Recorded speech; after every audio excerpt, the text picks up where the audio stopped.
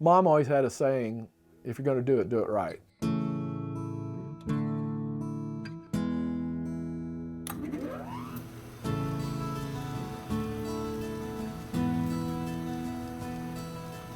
The great thing about wood turning is you have instant feedback. I might have a piece of furniture where it takes 150 hours to make, and I don't really see results until that last 10 hours or 20 hours. With wood turning, you get instant feedback. I can go in and start turning a piece, and within 20 minutes, I can see what that's going to look like. I think my style is kind of simple, especially when it comes to wood turning. Simple shapes, simple forms. I don't want to complicate things. I want the wood to be the star of the show. I don't want necessarily the design to take away from it. I want it to add to it. Usually the more figured the piece of wood is, the simpler I want to keep it. Well, first of all, I love walnut. I love the color, everything about it. It's really great. Another wood I really enjoy is spalted maple. It's started to rot, and if you can get it before it actually goes to mush, you get the black lines in it, the bug holes, all that. And I think it adds character to the piece and everything like that.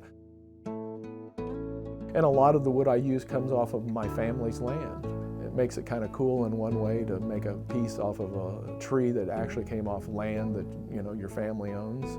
So that makes it interesting. In my mind, it's how can I accentuate that the best? Especially when you're turning a bowl, you're trying to figure out how can you maximize the look of that piece. Probably the most frustrating thing for me is just not being able to realize in my head what I want to get out of that piece of wood. Sometimes you can have a beautiful piece of wood and it might have a crack in it, it might have this, it might have defects, and you really want to utilize it, and you get to a point where you go, I can't save it.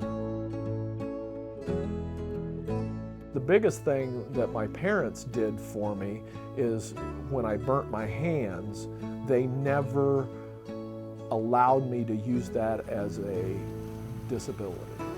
Not one time in my entire life did they ever say, well, maybe you shouldn't do that because of your hands.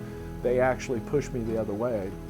I remember a story my mom used where I was a young kid, and the boys were climbing a rope or something, and I couldn't do it because it hurt my hands. And rather than say, hey, maybe you shouldn't do it because your hands, she just handed me a pair of gloves and sent me out to go do it. I don't want to get into building on a factory scale, where I just crank out the same piece over and over and over again. Now, as far as what I want when a customer buys something in the long term, my kids maybe, or your kids or whoever, to know, hey, yeah, Tony from Galveston made that piece.